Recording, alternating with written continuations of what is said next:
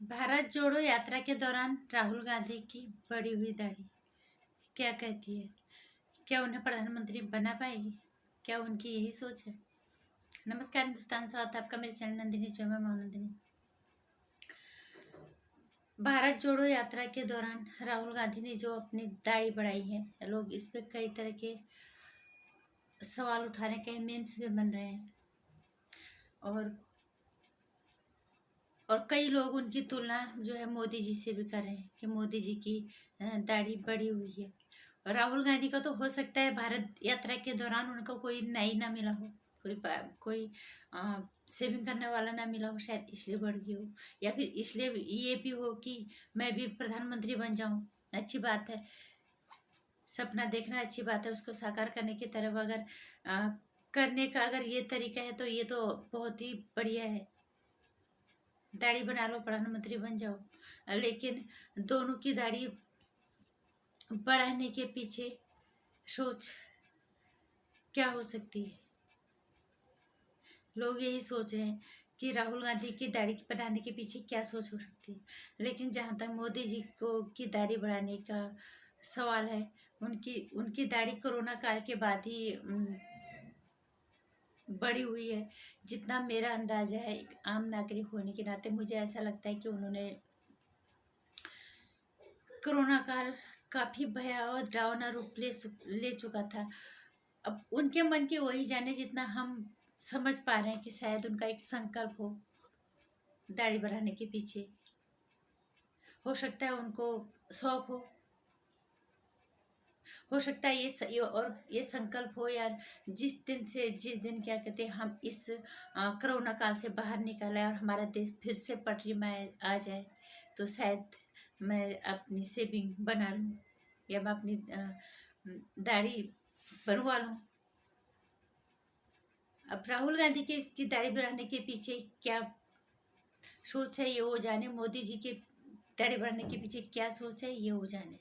जितना मुझे समझ में आ रहा है मुझे यही लगता है। और राहुल गांधी भारत जोड़ो यात्रा के दौरान अगर दाढ़ी बढ़ाने से ही प्रधानमंत्री बन जाते तो फिर बात ही क्या थी। सच में भारत अगर जोड़ा होता तो 10 साल तक लगातार जब उन्होंने राज किया तब उन्होंने क्यों नहीं भारत को जोड़ा? इतने साल उन्होंने राज किया तब क्यों नहीं उन्होंने भारत को जोड़ा?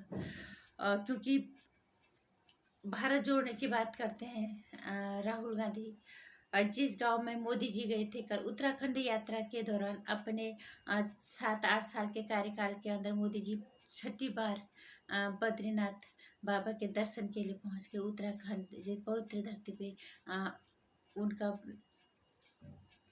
उनकी यात्रा हुई है बद्रीनाथ बाबा जी की धाम पे। वहाँ के जो कहते जो सीमा का आखिरी गांव है माणा, वहाँ पे भी गई। उन्होंने उस गांव को जोड़ने की कोशिश की क्योंकि वो गांव कहीं दूर दराज है। इस तरह से जोड़ा जाता है भारत, ऐसे नहीं जोड़ा जाता। 370 भी मोदी जी ने ही हटाया, उसको भारत में जोड़ा। माणा गांव से उन्होंने जो लोगों की वहाँ की महिलाओं की हिम्मत की सराहना की, वहाँ के हौसलों को की जो तारीफ की, वो अपने आप में वो वो जोड़ने वाली सोच थी। क्या राहुल गांधी ने कभी ऐसा सोचा कि मैं जोड़ने की कोशिश करूं? क्या राहुल गांधी अगर जोड़ने की बात कांग्रेस कभी करती तो कुछ ही दिन पहले नागालैंड के एक मंत्री आजकल बहुत फेमस हो रहे हैं हर जगह, कई तरह से उन्होंने कई तरह उनके ट्वीट, उनके मीम्स, उनकी बातें, जो भी वो बोलते हैं लोग उनको हाथों हाथ लेते हैं, ट्विटर पे वो ट्रेंड करने लग जाते हैं। उन्होंने कुछ ही दिन पहले कहा था कि नागालैंड कितना पिछड़ा हुआ है, कितना गरीब है, कि हमें तो लोग वंदे मातरम वहाँ बोलते नहीं है। यहाँ जब नारा लगाते हैं तो जय हिंद लोग बोलते हैं, वहाँ तो कोई बोलते ही नहीं है क्योंकि उन्हें तो पता ही नहीं है कि हम भारत के का हिस्सा है। क्यों उनको ऐसा एहसास आज तक नहीं हुआ कि वो भारत के हिस्से का हिस्सा है? इसके लिए कौन जिम्मेदार है? तुम भारत जोड़ने चले हो। और वहाँ के जो मंत्री हैं तेमजेन इमना, तेम जेम इमना इन्होंने ये कहा था कि नागालैंड के लोग अपने को अलग समझते हैं। आज तक वो भारत का हिस्सा, क्योंकि कभी किसी सरकार ने, किसी भी पार्टी ने कोशिश ही नहीं की कि वो उनको ये जताया जाए कि ये हमारे हिंदुस्तान का ही हिस्सा है। भले वो दूर दराज है, उसको जोड़ने की कोशिश आज तक क्यों नहीं हुई? माड़ा गांव जैसे गांव में जाने की कोशिश आज तक क्यों नहीं हुई? कौन से भारत को जोड़ने की कोशिश कर रहे हैं राहुल गांधी? हमें नहीं पता।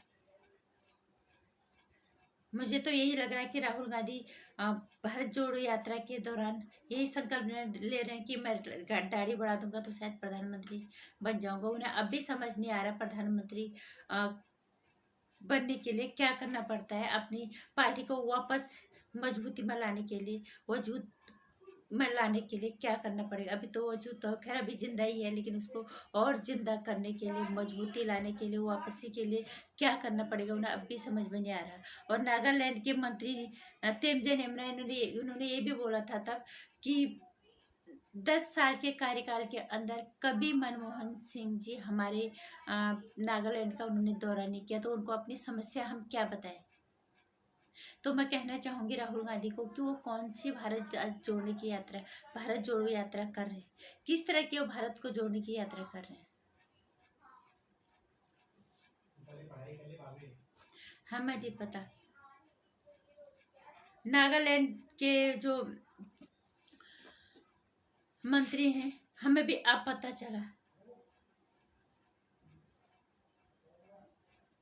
ये नाम का एक राज्य था वो हमारे देश का, बस।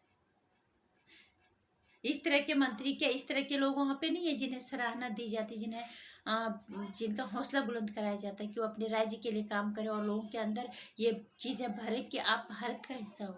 वो ये कह रहे थे कि वहाँ जय हिंद बोला ही नहीं जाता, वंदे मातरम इस चीज़ें वहाँ बोली ही नहीं जाती, क्योंकि उन्हें कभी एहसास ही नहीं हुआ कि ये भारत का हिस्सा है। तो कौन से भारत को जोड़ने की बात कर रहे हैं राहुल गांधी? माड़ा गांव जैसे इतने दूर दराज इलाके का क्या कभी उन्होंने यात्रा करने की कोशिश की? किस भारत को जोड़ने की बात कर रहे हैं? कश्मीर से 370 हटाया तो सबसे ज्यादा विरोध उन्होंने किया, तो किस भारत को जोड़ने की बात कर रहे हैं राहुल गांधी? अगर खाली दाढ़ी बढ़ाने से प्रधानमंत्री बन जाते तो फिर सभी बन जाते। जितना हम अंदाजा लगा पा रही हूँ मैं ये कहना चाहूँगी कि मोदी जी ने अगर दाढ़ी बढ़ाई है, निश्चित रूप से एक संकल्प भी हो सकता है कि हम इन मुसीबतों से बाहर निकाल, कोरोना का जैसे वैश्विक महामारी से हम बाहर निकलें और हमारा देश फिर से पटरी पे आ जाए। शायद फिर मैं दाढ़ी बना लूँ या फिर मोदी जी ऐसी दाढ़ी बना लें, हो सकता है उनका शौक कुछ भी हो। लेकिन राहुल गांधी के दाढ़ी बनाने के पीछे यही हो सकता है कि उन्हें कोई सेविंग बनाने करने वाला मिला नहीं, इसलिए उनकी दाढ़ी बढ़ गई। बाकी उनके इस दाढ़ी को बढ़ाने के पीछे कोई ईमानदार संकल्प नहीं है। अगर ऐसा होता तो नागालैंड, माड़ा जैसे गांव और जम्मू कश्मीर जैसे दूर टूटे हुए नहीं होते, जुड़े हुए होते आज। तो दाढ़ी बढ़ाने से कोई प्रधानमंत्री नहीं बनता, काम करने से होगा। राहुल गांधी जी को अपनी सोच बदलनी पड़ेगी, ना कि ड्रेसिंग सेंस, ना कि अपना लुक। सोच बदलो, हिंदुस्तान के लोगों को समझने की कोशिश करो। जिस तरह से मोदी जी कह कर रहे, किसी से सीखने में क्या जाता है? मोदी जी किस तरह से भक्ति का आह्वान करते हैं। जब सनातन है तो सनातनी क्यों नहीं स्वीकार है अपने आप को? इसका मतलब ये नहीं कि वो किसी और धर्म से नफरत करते हैं। मैं बार बार एक ही चीज़ कहना चाहूँगी। तो ये फर्क साफ है राहुल गांधी की बढ़ी हुई दाढ़ी में और मोदी जी की बढ़ी हुई दाढ़ी में। ये जनता को समझना है।